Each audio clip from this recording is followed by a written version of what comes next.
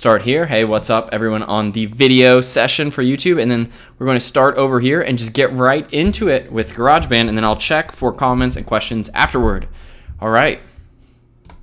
Hey guys, what's up? Welcome back to the Liberated Millionaire Podcast. And today we are continuing Expert Week. We're learning lessons from experts so that we can continue to say, hey, let's just grab these skills that other people are using and then use them in our own lives. Okay, that's what this is all about. And today I thought a little bit hard about what else I could talk about. I've talked about experts in games, in business, in athletics, in relationships, and I was kind of thinking, what other experts are there? What other people can I really talk to you about? I was wondering about that. Let's see if I can get this to go just a little lower there. I think that looks good. Let me check that real quick. Yeah. And so I've been thinking about that, like what other experts? And I thought, well, you know what? I was really good at school. And there were some things I did in school that I was just an expert at. And so I thought maybe I'd just share myself as an expert in school and share lessons so that, hey, if you're still in school, this might be a great episode for you. You might learn a lot about how to be better at school. And if not, then no worries. I'm not in school either, and yet I apply these same principles to all areas of my life. And honestly, real quick, this is a great lesson in entrepreneurship. Had I known I wanted to go into entrepreneurship, instead of at age maybe 24, had I known at age 19, what I would have done undoubtedly is teach other students how to get better grades. And I would have just offered some service where if your GPA doesn't increase by, 0.2 in the next semester while I tutor you, don't pay me. And I would have just had some tutoring system where I coached people and they paid me as long as their GPA went up by 0.2. So I just had that breakthrough recently, like, wow, I could have totally done that. I could still do that, but it doesn't interest me. But just so you know, you are an expert at something. And so if you're thinking, well, I'm not entrepreneurial, or I like Woody, but I don't really care about business. Have a newsflash for you. You do care about creativity and you care about using your passion, and you just happen to be living in a world where you can make money doing that. And if you're great at everything, then just pick something you're great at. If you're the best tennis player in your state, just teach tennis, right? And make people pay a premium. Or if you're terrible at everything, great. You can teach people how to overcome a struggle, Let's say you're a terrible student and you're dyslexic and you got straight D's, but you graduated, You could teach a class on how to take dyslexic people who are really challenged from failing to a C or to an A or whatever you did, right? And so whether you're great at something or terrible at something, either way, you have an amazing thing to work with. It really doesn't matter, okay? Either way, you have an amazing thing to work with. The real area you want to get away from is that lukewarm middle, the cold, well-upholstered hell is what I hear a lot of life coaches call it, and I call it that too. You want to get out of the cold, well-upholstered hell. But anyway, so what I want to talk about today is what did I do that made me a good student and made me really talented and helpful? And then how can I then bring that to you so that you can use it better?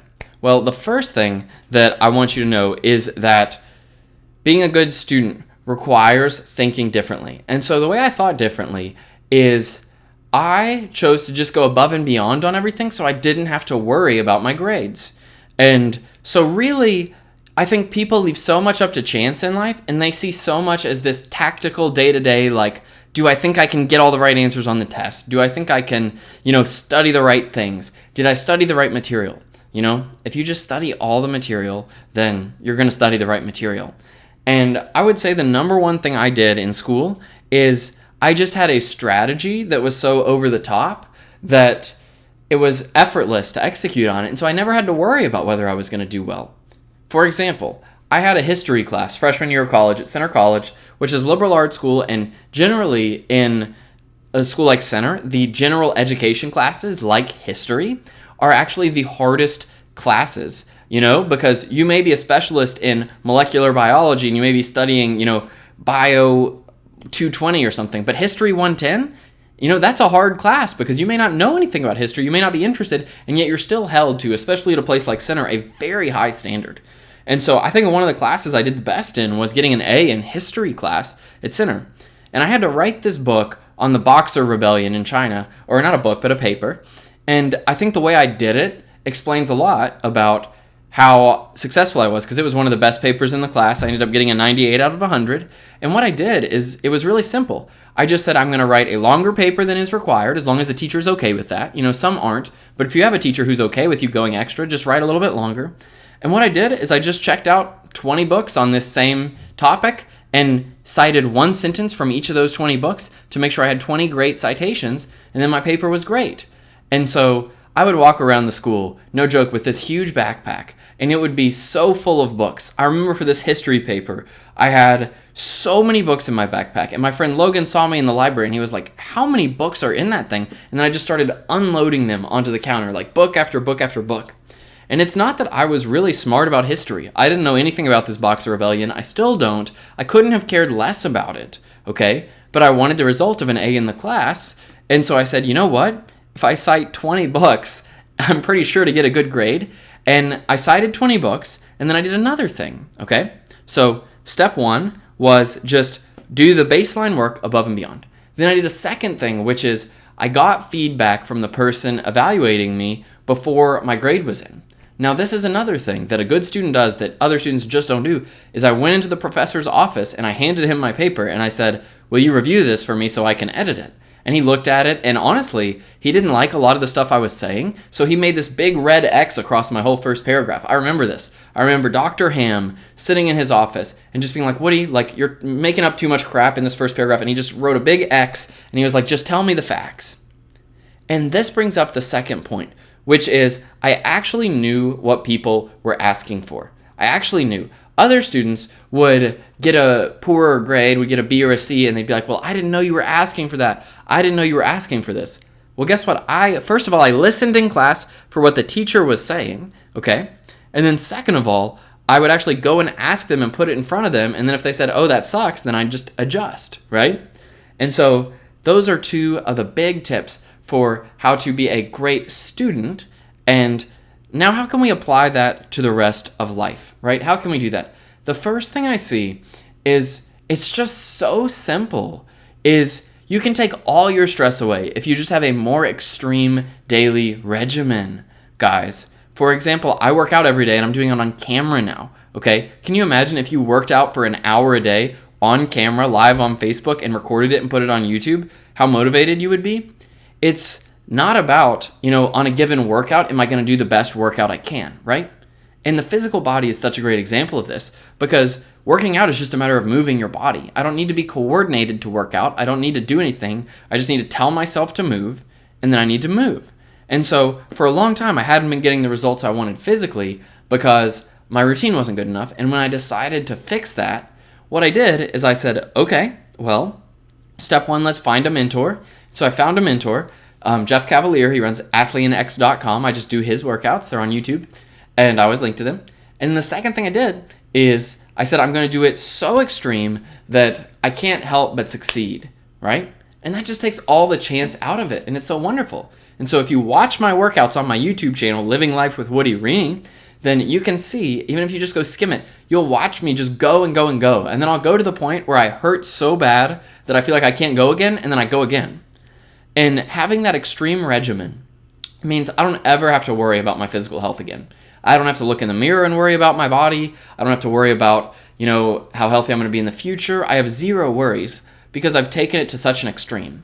And so just as when I was a student, I would take 20 books instead of 5, and I would just cite 20 books. It's like, it really doesn't take much more time to cite 20 books than 5, right? Honestly, I have to go to the library and check out 5 books. Might as well, I would just go to the shelves and I'd just grab another 10 books off the shelf, another 15 books, and just shove them in my backpack. And then I'd go, and what I'd do is I'd literally take each book to cite for my paper, and I'd just skim through it until I found one relevant sentence. And then I'd just apply that sentence to my paper and then toss the book back in my backpack. And it was very easy. Same way with working out, right? I just go and I grab all the stuff I can and just do it intensely in an exact regimen. Okay? But there's a second thing that you can do in life, which is instead of trying to just do things all over the place and stuff, just meet people's actual needs. Okay? This is really simple, but I think any expert in school does this, is you're meeting the professor's needs. I don't know that the other students understood this, that professors had needs, right? Like, not even just scholastic needs, not even needs for my grade, but for themselves emotionally, I know as a coach who sits here and podcasts every day, who makes a video every day, who does all this, I know that my favorite thing on earth is if anyone leaves a comment or an encouraging word or just asks a question, right? Anybody engaging with the thing I care about makes me instantly happy. And so what I would do with the professors is I would just engage with what they cared about, right? I would just do what they cared about. And so not only did I get better grades because I listened to them and I would hear them, I could have written tests for the professors, honestly. That's part of the reason why I was so successful, is because I had, for example, I had a computer science professor, Dr. Shannon, and her tests were always very methodical, right? And you would know that if it was a Dr. Shannon computer science test, it was going to cover every part of the book. There would be no trick questions, right? And you would just go dupe, dupe, dupe, dupe, dupe, and it would thoroughly test each area. And so if I was preparing for her test, I would just think, what does she want from me? She wants me to be thoroughly prepared for each area. I'd go and study that way, and then I'd ace the test. Now, on another test, like another professor, Dr. Weston for sociology, he wanted us to be verbose and like really thorough and add original thoughts. And so I always was so amazed because these other students, we'd have daily quizzes. And the way the quiz worked was online, you had this big portal, and you had 20 minutes to write as much as you could possibly write about the answer to this question. And the other students would generally get an 82 or an 84 on theirs because he was a hard grader, right? And only a few people got an A in his class. And I would generally get a 92 or a 94. And it was just two reasons. He told me, he literally said this to the class. He said, I want you to put a lot down, and if you don't have an original thought, then you can't get above an 89 in my class. And I think that's true for life. If you don't have an original thought, you can't get above an 89. And so he taught me that. So then every day I would just think, okay, write a lot, write for the whole 20 minutes, write a lot, and write an original thought at the end. And so then I would just go, and I had a script. And every day, I was never stressed by that daily quiz because I knew I was going to type as fast as I could for 20 minutes and just regurgitate whatever I read. And then I was going to add one original thought that was legitimately good. And so for me, it was almost like, how could I ever mess that up, right? How could I ever mess that up? It's so clear. And so what you got to do is just whatever you want in life, just figure out what the other person wants. It's how I used to get through school, but you could do it in your relationship, Chances are your romantic partner doesn't want much but a couple of things. And if you just give them that, they couldn't care less about the other 90%, Just like my professors, they just wanted me to do the work the way they said and to talk and be interested in their subject. They didn't care if I went off and played tennis afterwards. They didn't care what I did with the rest of my life. If I went and partied on the weekends, right, joined a fraternity, they couldn't care less. It's the same in your life, right? If you're at work, what does your boss want out of you? Just do that and go way over the top with it. And to round this out, I think one last thing is very crucial, is very critical for us to examine. And that is this. The last thing I did, which is a little bit hardline, but it's true in life, is that I didn't wait and look around for anybody else to come with me. The thing I loved about school, and I miss every day, is that there was a 100% clear barrier between me and everybody else, right? That nobody else had to be involved in my grades.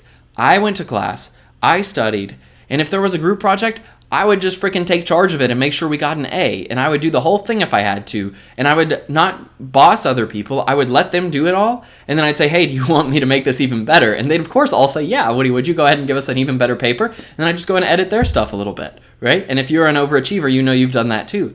But I'd always do it in a nice way, right? And I'd always be inclusive. But I never waited for other people. And so I would constantly see in school, I would see people in groups studying. And I always thought that this was one of the most asinine things that people could ever do, is study something in groups. Because all they'd end up doing is talking and making stuff up, and they wouldn't be focused. And so when I was studying, I would just go to my little desk in the library, and I would like scribble, and I'd be like turning pages like a maniac and scribbling.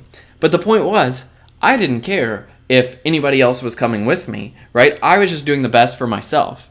And in fact, I even gained significance and felt good about myself because I was better than other people at school. And that's the kind of thing where I don't really anymore. I don't get significance over beating somebody at something or being better, but I definitely did in school. But the way you can apply this to everyday life is you just ask yourself, where am I slowing myself down because I'm scared of leaving people behind, okay?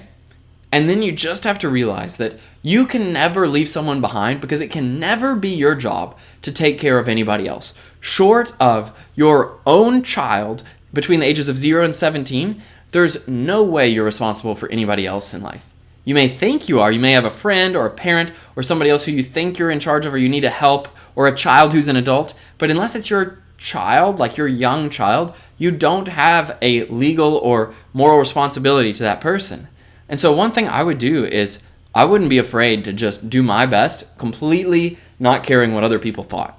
I had this psychology class. I think it was Psych 210. And in my psychology classes, I would generally just knock the other students out of the water because I would study so hard, and I would study every single thing until I knew it perfectly. I mean, it was easy, right? I would just say, what chapters is the test over? I'd study them all with really aggression, and while all the other kids were sitting around in study groups blabbing around, right, I would be studying on my own and getting it all right. You got to think that way in life too, is where can you really study and really go deep and not care what other people think?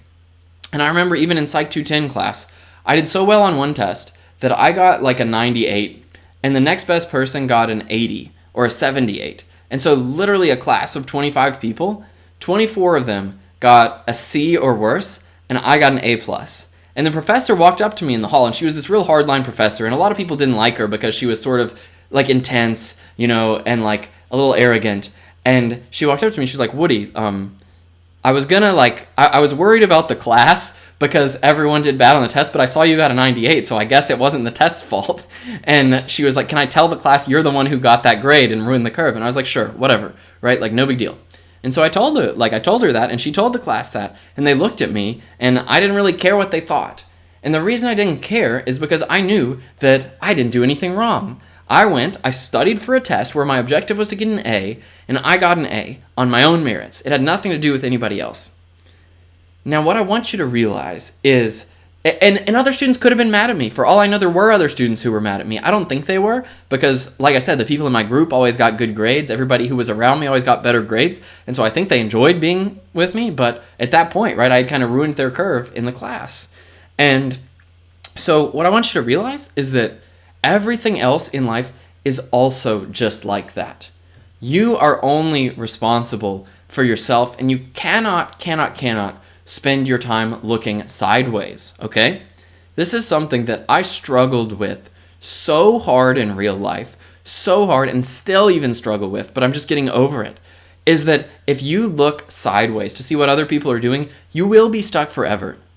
This doesn't make a lot of sense to me yet, but it seems like 99% of people are doing all the wrong things. They're leaving their mental and emotional state to chance. They're not happy, and they're in that lukewarm, well-upholstered bad place. I probably shouldn't have cussed earlier on the podcast, so apologize, to those out there. I'll try to not do that, but that's what we really call it in the industry. And so to get out of the well-upholstered bad place, right, what you got to do is you just have to keep pushing and going. And so you can't worry about other people. You can't draw your significance from beating them. You can't draw your significance from being like them.